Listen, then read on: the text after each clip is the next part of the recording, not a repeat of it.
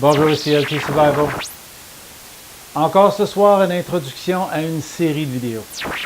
Ce soir, navigation ou l'utilisation d'une carte et d'une boussole. Restez à l'écoute, on vous revient après ceci. Vraiment, en même temps de tester mon microphone.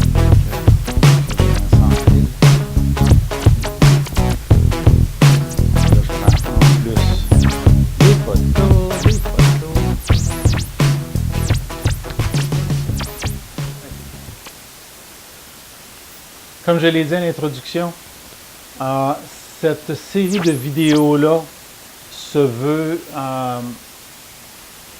des capsules relativement courtes et compactes afin d'être le plus clair possible. C'est un challenge de rendre la navigation compréhensible, de rendre la navigation simple.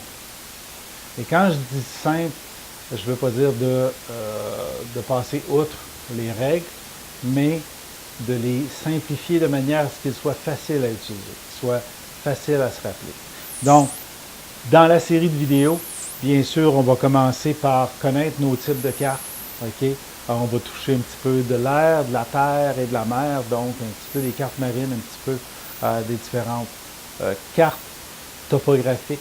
J'ai quelques-unes des cartes de l'OTAN, peu des États-Unis par contre. Je n'ai pas mis la main sur du USCG, donc plus difficile un petit peu. J'espère que vous allez trouver les bases fondamentales. La majorité des cartes amirautés, comme ils les appellent, de l'OTAN, sont pas mal standards. Les grilles sont standards, le UTM. À moins que vous ayez une grille d'un système modifié de l'UTM, ça on va le voir plus loin dans les différents chapitres. On va apprendre aussi à connaître les signes conventionnels, les façons de lire le quadrillage, lire les coordonnées. On va aussi toucher au calcul de déclinaison dans les deux éléments principaux. Le troisième, l'air, pas sûr que j'ai... c'est toute la même chose, mais je veux dire, c'est pas sûr que la façon dont les cartes de l'aviation sont faites, je suis assez familier pour pouvoir l'utiliser. Par contre, la mer et la terre, pas de problème. On va en parler. Comment lire les cartes, les interpréter, ça c'est important. C'est probablement le chapitre qui va être le plus long. Peut-être même coupé en plusieurs vidéos afin d'obtenir le plus de clarté possible, le sujet le plus compact possible aussi. Trouver le nord, bien sûr, avec une carte, il faut trouver le nord aussi. Mais ça, on l'aura vu dans l'autre série de vidéos.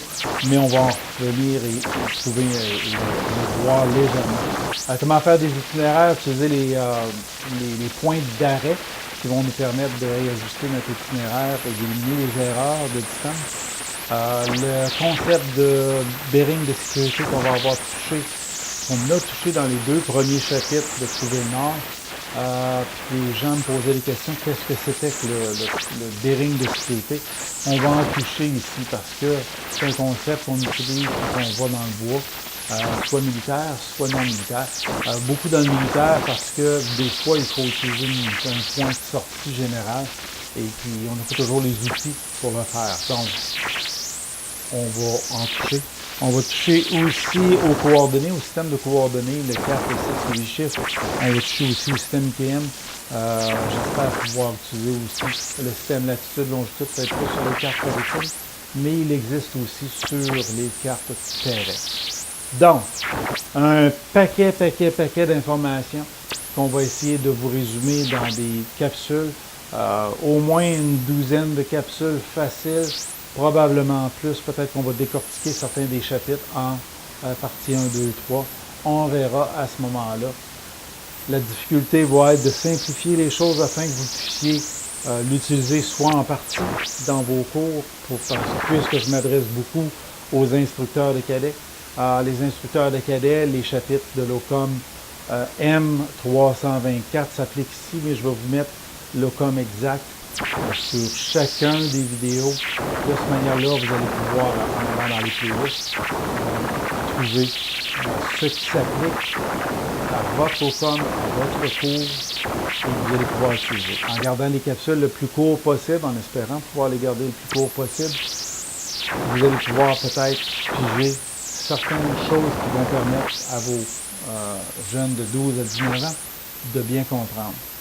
Des fois, c'est difficile de passer une matière à des adultes. Imaginez le passer à un enfant de 12 à 19 ans avec des troubles d'attention, des choses comme ça. Des fois, l'aspect vidéo, l'aspect visuel est plus facile pour eux de le voir. Donc, on va essayer de vous trouver des plans de caméra qui vont permettre de suivre le point et de l'amplifier et de le rendre clair.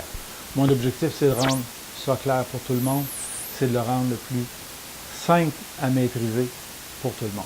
J'espère que cette série-là va vous plaire et j'espère que vous allez la suivre. Ce qui fait que j'aimerais qu'on se revoie dans les prochaines vidéos.